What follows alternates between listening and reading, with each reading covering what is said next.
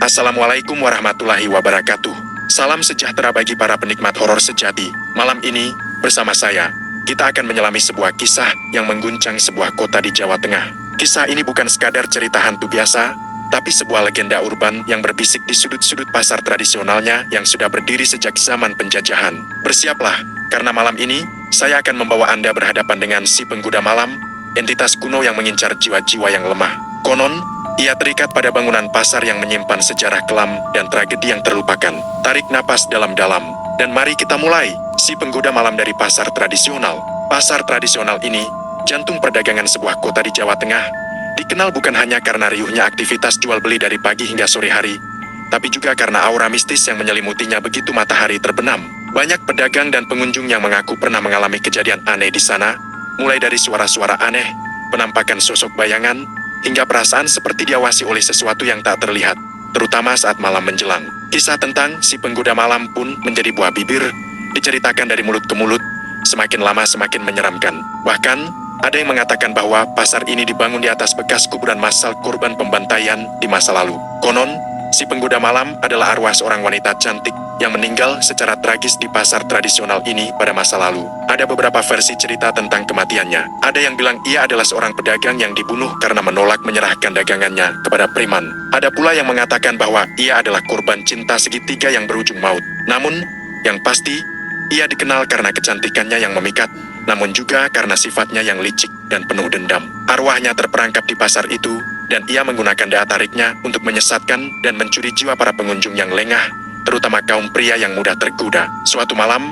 3 mahasiswa dari universitas ternama di kota itu, Bayu, Citra, dan Doni, memberanikan diri untuk melakukan penelitian tentang legenda si penggoda malam. Mereka adalah anggota sebuah kelompok studi paranormal yang tertarik dengan fenomena-fenomena mistis di sekitar wilayah mereka. Mereka membawa berbagai peralatan, mulai dari perekam suara digital, kamera inframerah yang mampu menangkap gambar dalam kegelapan, alat pengukur EMF untuk mendeteksi medan elektromagnetik yang tidak normal, hingga kompas yang diyakini dapat menunjukkan arah keberadaan makhluk halus. Dengan peralatan lengkap itu, mereka menyusuri lorong-lorong pasar tradisional yang gelap dan sepi, hanya diterangi oleh cahaya bulan yang masuk melalui celah-celah atap. Menurut cerita yang beredar, si penggoda malam sering menampakkan diri di sekitar los daging dan ikan, terutama pada malam-malam tertentu seperti malam Jumat Kliwon atau malam 1 Suro, bisik Bayu, sambil mengarahkan kamera inframerahnya ke sudut-sudut gelap. Ia berusaha untuk tetap tenang, meskipun bulu kuduknya mulai meremang. Citra, yang memiliki kemampuan indera keenam yang lebih peka dari orang biasa,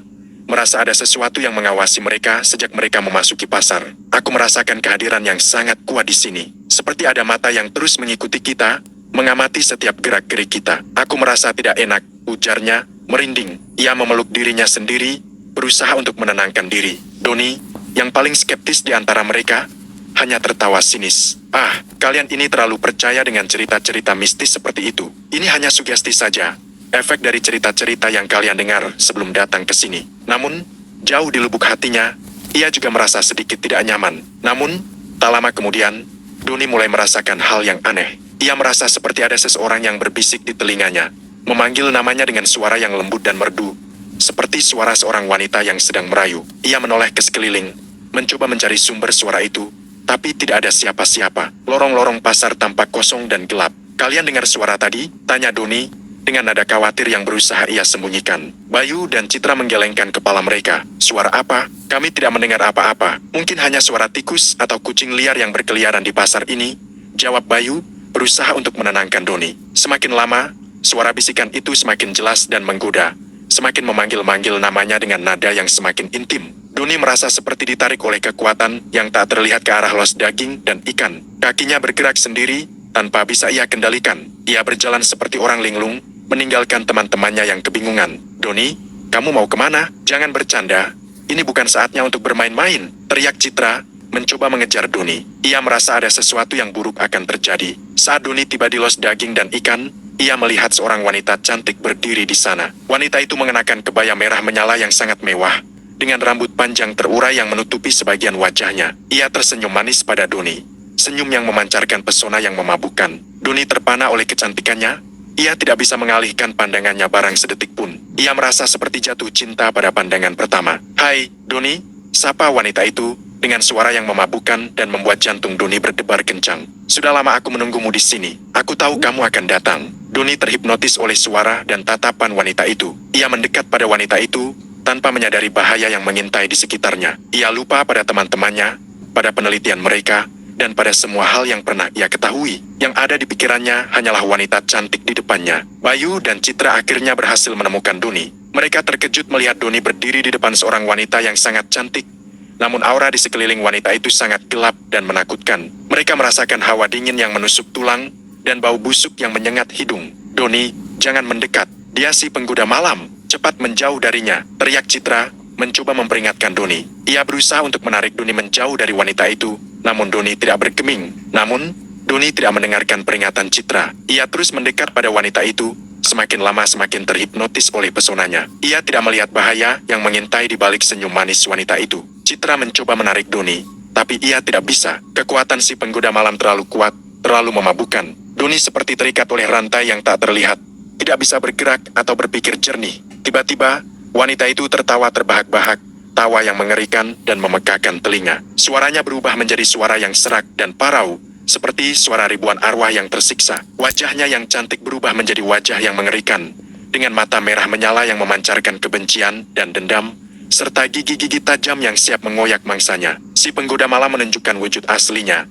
wujud yang akan menghantui mimpi buruk siapapun yang melihatnya. Aku sudah mendapatkanmu, Doni. Kamu akan menjadi milikku selamanya, teriak si penggoda malam, sambil menarik Doni ke dalam kegelapan los daging dan ikan yang bau dan menjijikan. Bayu dan Citra berteriak histeris, menyaksikan dengan ngeri bagaimana Doni menghilang di telan kegelapan, menjadi korban si penggoda malam yang haus akan jiwa. Mereka mencoba untuk menyelamatkan Doni, tapi sudah terlambat. Mereka tidak berdaya melawan kekuatan jahat yang menguasai pasar itu. Sejak saat itu, Bayu dan Citra tidak pernah berani lagi datang ke pasar tradisional itu saat malam menjelang.